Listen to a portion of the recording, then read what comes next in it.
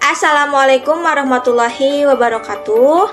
Perkenalkan, nama saya Helen Rizky Amalia dengan NIM 289215018, Fakultas Ekonomi dan Bisnis, Program Studi Manajemen Sore Kelas A, Universitas Pancasakti Bekasi. Di video pembelajaran kali ini, saya akan sedikit membahas tentang mata kuliah Statistik Bisnis dengan dosen pengampu yaitu Ibu Irvia Erija SPDI MPD. Langsung saja kita ke materi, yaitu tentang statistika non-parametrik.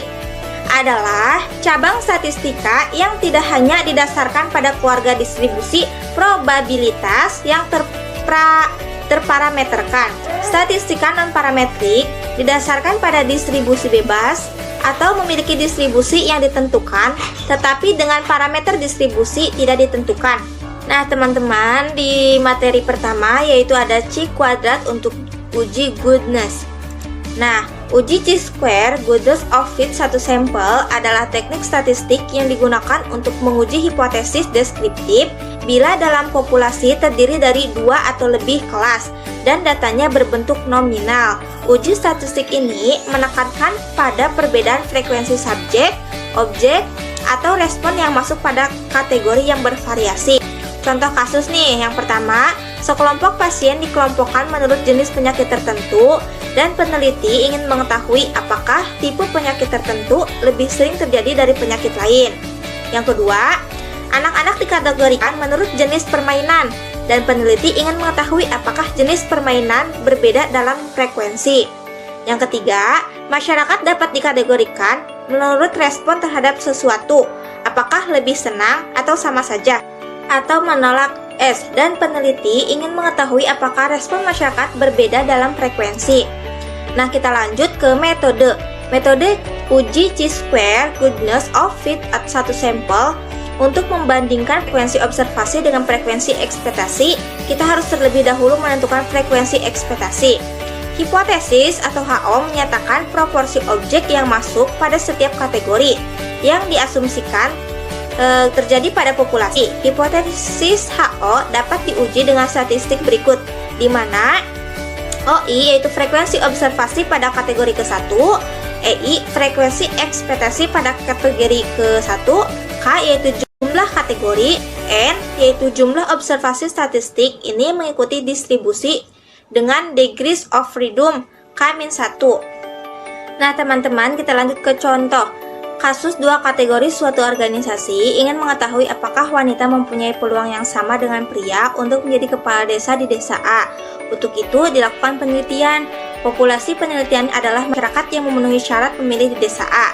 Calon kades ada 2 orang, wanita dan pria. Sampel diambil secara random sebanyak 300 orang. Ternyata dari sampel tersebut 200 orang memilih calon kades pria dan 100 orang memilih calon kades wanita.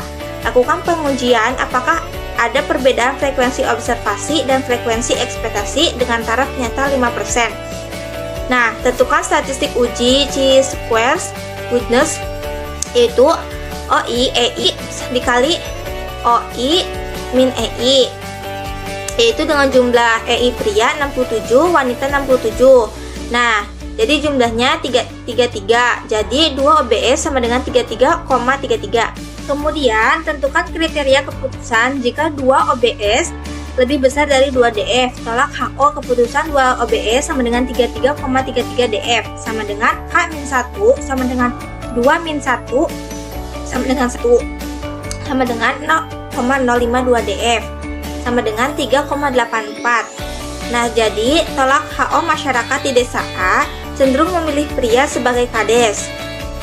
Saran, kelompok wanita sebaiknya tidak mencalonkan diri sebagai calon kades. Nah, untuk materi yang kedua yaitu uji keselarasan. HO atau data sampel berasal dari suatu populasi distribusi seragam. H1, data sampel bukan dari suatu populasi berdistribusi seragam. Nah, statistik uji bisa teman-teman lihat sendiri di screen. Kemudian daerah kritis atau penolakan untuk taraf nyata adalah tolak HO apabila bisa kalian lihat di screen. Nah, pada pengujian keselarasan untuk distribusi seragam. Kemudian kita ke contoh soal.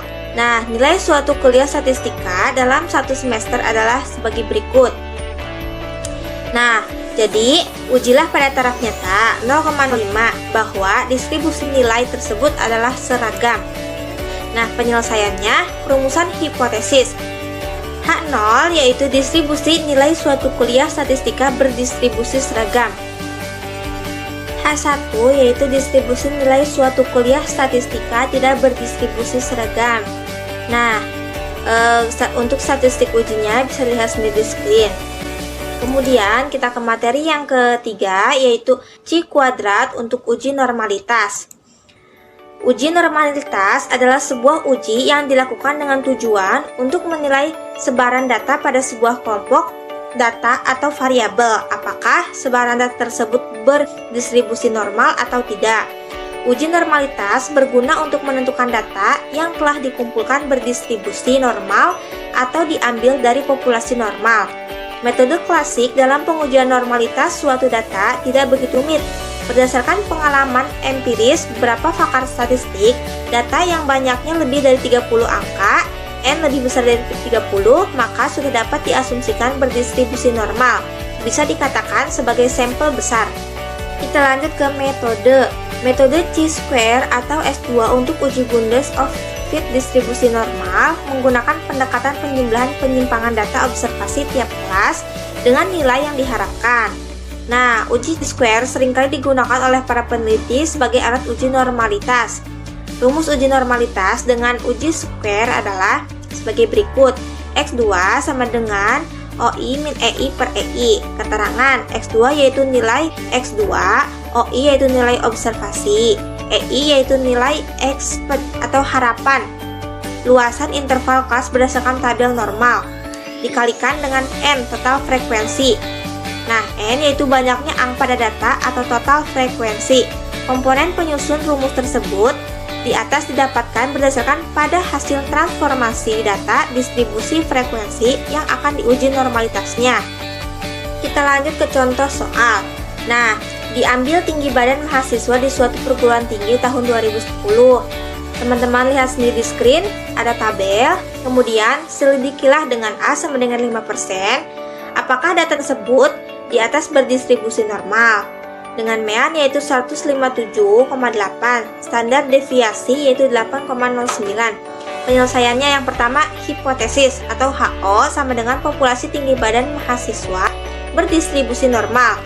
H1 sama dengan populasi tinggi badan mahasiswa tidak berdistribusi normal. Yang kedua, nilai A sama dengan level signifikansi sama dengan 5% yaitu sama dengan 0,05.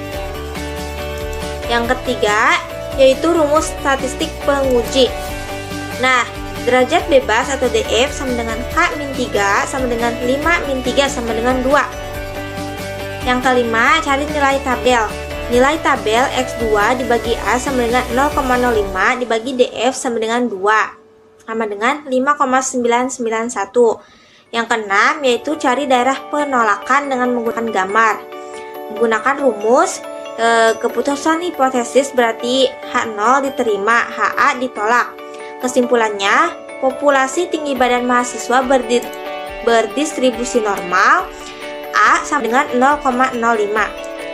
Nah, untuk materi yang ketiga, yaitu C kuadrat untuk uji independensi, adalah uji statistik yang digunakan untuk mengetahui apakah dua variabel memiliki hubungan secara signifikan. Kedua variabel yang diuji dalam uji independensi Chi-square atau disebut juga uji Chi kuadrat merupakan jenis variabel kategorik dan datanya disusun dalam bentuk tabel kontingensi. Kemudian lanjut ke langkah yang pertama, yaitu menetapkan hipotesis. Yang kedua, menetapkan tingkat signifikansi. Nah, tingkat signifikansi yang digunakan biasanya adalah 5. Yang ketiga, melakukan pengujian statistik. Proses pengujian independensi Chi-square menggunakan tabel kontingensi. Yang keempat, yaitu menentukan titik kritis. Uji independensi Chi-square didasarkan pada distribusi peluang statistik, yaitu distribusi Q kuadrat. Yang kelima, yaitu pengambilan keputusan. Kita lanjut ke contoh soal. Nah, Kecamatan A ingin mengetahui apakah terdapat pengaruh antara tingkat pendidikan penduduk dengan perilaku hidup bersih dan sehat atau PHBS. Untuk itu, dilakukan survei terhadap penduduk mengenai tingkat pendidikan dan perilaku hidup bersih dan sehat. Hasilnya diperoleh adalah dalam bentuk tabel kontingensi sebagai berikut yang ada di screen, bisa teman-teman lihat sendiri. Nah, ujilah secara statistik tingkat pendidikan mempengaruhi perilaku hidup bersih dan sehat penduduk secara signifikan. Gunakan tingkat signifikasi sebesar 0,05. Nah, penyelesaiannya yang pertama yaitu hipotesis yang digunakan. Nah, H0 tidak terdapat hubungan yang signifikan antara tingkat pendidikan dan perilaku hidup bersih dan sehat. H1 terdapat hubungan yang signifikan antara tingkat pendidikan dan perilaku hidup bersih dan sehat. Tingkat signifikan yang digunakan adalah 0,05. Pengujian statistik dengan uji independensi Chi-square. Hitung E terlebih dahulu. Nah, E11 yaitu 250 dikali 20 sama dengan 12,73. E12 sama dengan 250 dikali 39 dibagi 550 sama dengan 17,73. E24 sama dengan 300 dikali 52 per 550 sama dengan 28,36. Kemudian, agar memudahkan proses perhitungan, maka nilai Chi kuadrat dihitung dengan menggunakan tabel berikut seperti yang ada di screen. Nah, dari tabel perhitungan diperoleh nilai Chi kuadrat yaitu 19,03. Kemudian, titik krisis. Derajat bebas yang digunakan untuk menentukan Chi kuadrat tabel adalah DF sama dengan H-1 dikali L-1 sama dengan 2-1 dikali 4-1 sama dengan 3. Dengan nilai X2 yaitu X2 ADF sama dengan X pangkat 2 dikali 0,05 dibagi 3 sama dengan 7,815. Nah, keputusan hasil pengujian menunjukkan bahwa X2 dihitung 19,03 dari tabel Chi-square. Diperoleh X2 ADF sama dengan 7,815, sehingga H0 ditolak karena X2 hitung lebih besar dari X2 ADF. Nah, dengan tingkat signifikansi 5%, terdapat hubungan yang signifikan antara tingkat pendidikan dan perilaku hidup bersih dan sehat. Nah, teman-teman, sekianlah video pembelajaran dari saya, Helen Rizky Amalia. Semoga dapat memahaminya dengan mudah. Mohon maaf apabila masih banyak kekurangan dan kesalahan.